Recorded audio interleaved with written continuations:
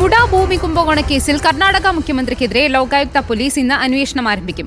കേസിൽ സിദ്ധരാമയ്യയെ ഒന്നാം പ്രതിയാക്കി മൈസൂരു ലോകായുക്ത ശനിയാഴ്ച കേസ് രജിസ്റ്റർ ചെയ്തിരുന്നു. സിദ്ധരാമയ്യയ്ക്ക് പുറമെ 2ഉം 3ഉം പ്രതികളായ ഭാര്യ BM പാർവതി, സഹോദരൻ മല്ലികാർജുൻ എന്നിവരെ ഉൾപ്പെടെ ചോദ്യം ചെയ്യുന്നതിനൊരുങ്ങുകയാണ് ലോകായുക്ത പോലീസ്. AP നദീറയുണ്ട് വിശദാംശങ്ങളുമായി. Nadeera, very good morning. ഇന്നിപ്പോൾ ഏതായാലും ഈ മുട ഭൂമി കുംഭകോണ കേസിൽ കർണാടക മുഖ്യമന്ത്രിക്കെതിരെ ലോകായുക്ത പോലീസ് അന്വേഷണം ആരംഭിക്കും. എന്തെല്ലാം കാര്യങ്ങളിലായിരിക്കും അന്വേഷണം ആരംഭിക്കുക? മറ്റു നടപടികൾ എന്തൊക്കെയായിരിക്കും? Good morning. കഴിഞ്ഞ വെള്ളിയാഴ്ചയായിരുന്നു സിദ്ധരാമയ്യക്കെതിരെ അതുപോലെ തന്നെ ബാക്കി 3 പ്രതികൾക്കെതിരെയും FIR ചുമത്തിയത്. ഇതിന്റെ അടുത്ത നടപടിയിലേക്കാണ് ഇനി ലോകായുക്ത കടക്കാൻ പോകുന്നത്. മൈസൂരു ലോകായുക്ത SP TJ ഉദേശിനാണ് അന്വേഷണ ചുമതല. അദ്ദേഹം അതിന്റെ അന്വേഷണത്തിലേക്ക് കടക്കുന്നു. ഇന്നു മുതൽ, അതായത് പ്രതി ചേർക്കപ്പെട്ടവരെയും അതുപോലെ ഈ പരാതിക്കാരനെയും ഒക്കെ ഉള്ള വിശദമായ മൊഴിയെടുക്കുന്ന, ചോദ്യം ചെയ്യുന്ന ഘട്ടത്തിലേക്കാണ് കാര്യങ്ങൾ കടക്കുന്നത്. ആദ്യം പരാതിക്കാരനിൽ നിന്ന് അദ്ദേഹത്തിന്റെ പരാതി സ്വീകരിച്ച് അത് നേരത്തെ കോടതിയിൽ സമർപ്പിച്ചതാണ്. ആ പരാതിയുടെ അടിസ്ഥാനത്തിലാണ് ഈ കേസ് തന്നെ രജിസ്റ്റർ ചെയ്യപ്പെട്ടിരിക്കുന്നത്. ഇതിന്റെ കോപ്പി കോടതിയിൽ നിന്ന് കൈപ്പറ്റിയ ശേഷം പരാതിക്കാരനിൽ നിന്ന് വിശദമായ മൊഴിയെടുക്കും. സാമൂഹ്യ പ്രവർത്തകനായ സ്നേഹമായി കൃഷ്ണയാണ് സിദ്ധരാമയ്യക്കും കുടുംബത്തിനും മറ്റുള്ളവർക്കുമെതിരെയുള്ള ഈ പരാതിയുമായി കോടതിയെ സമീപിച്ചിരുന്നത്. എന്തായാലും സ്നേഹമായി കൃഷ്ണയിൽ നിന്ന് ആദ്യം വിശദമായ മൊഴിയെടുക്കും. അതിനുശേഷമായിരിക്കും മുഖ്യമന്ത്രി സിദ്ധരാമയ്യ, ഭാര്യ BM പാർവതി, അതുപോലെ തന്നെ ഭാര്യ സഹോദരൻ മല്ലികാർജുന സ്വാമി തുടങ്ങിയവരെയൊക്കെ ചോദ്യം ചെയ്യുന്ന നടപടിയിലേക്ക് കടക്കുക. ഒരു മുഖ്യമന്ത്രിയെ ചോദ്യം ചെയ്യണമെങ്കിൽ, പ്രോസിക്യൂട്ട് ചെയ്യണമെങ്കിൽ ആദ്യം ഗവർണറുടെ അനുമതി വേണം. ഇക്കാര്യത്തിൽ ആദ്യം തന്നെ ഗവർണറുടെ അനുമതിയാണ് കിട്ടിയിരിക്കുന്നത്. അതുകൊണ്ട് സിദ്ധരാമയ്യയെ ചോദ്യം ചെയ്യുന്നതിനോ മറ്റു നടപടികളിലേക്ക് കടക്കുന്നതോ ഒന്നും തന്നെ ഇപ്പോൾ ലോകായുക്തയുടെ മുന്നിൽ ഒരു തടസ്സവുമില്ല.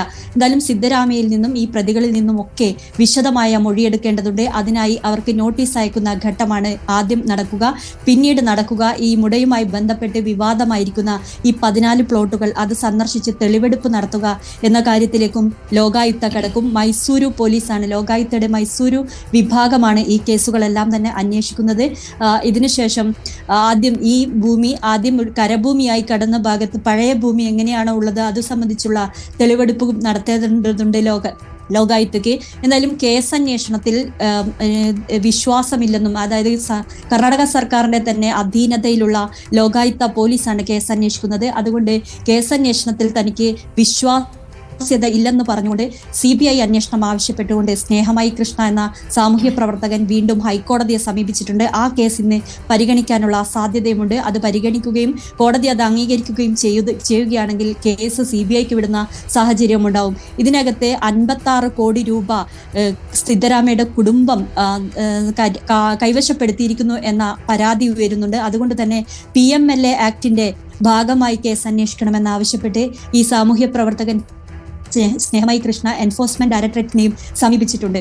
അവർക്ക് ഇമെയിൽ മുഖേനയാണ് പരാതി അയച്ചിരിക്കുന്നത്. ഇതിന്റെ കാര്യത്തിൽ എന്തെങ്കിലും നടപടി EDയുടെ ഭാഗത്ത് നിന്ന് ഉണ്ടോ എന്നും ശ്രദ്ധിക്കേണ്ട ദിവസമാണിന്ന്. എന്തായാലും സിദ്ധരാമയ്യയെയും കുടുംബത്തെയും മറ്റു പ്രതികളെയും ഒക്കെ സംബന്ധിച്ചിടത്തോളം ഏറെ നിർണായകമാണ്. കേസന്വേഷണം മുന്നോട്ട് പോകുന്നു. ഇന്ന് ലോകായുക്ത പോലീസ് ഇതു സംബന്ധിച്ചുള്ള നടപടിക്രമങ്ങളിലേക്ക് കടക്കുകയാണ്. ഡിസംബർ 24-നകം കേസ് അന്വേഷിച്ച് റിപ്പോർട്ട് സമർപ്പിക്കണമെന്നാണ് ജനപ്രതിനിധികളുടെ കോടതി നേരത്തെ തന്നെ ഈ ലോകായുക്ത പോലീസിന് നിർദ്ദേശം നൽകിയിരിക്കുന്നത്. അതുപ്രകാരം എത്രയും വേഗം അന്വേഷണം പൂർത്തിയാക്കി റിപ്പോർട്ട് സമർപ്പിക്കാനുള്ള നടപടികളിലേക്ക് ലോകായുക്ത കടക്കുകയാണ്. ശരി, വ്യക്തമാണ്. AP നദീറയാണ് വിശദാംശങ്ങൾ നൽകിയത്.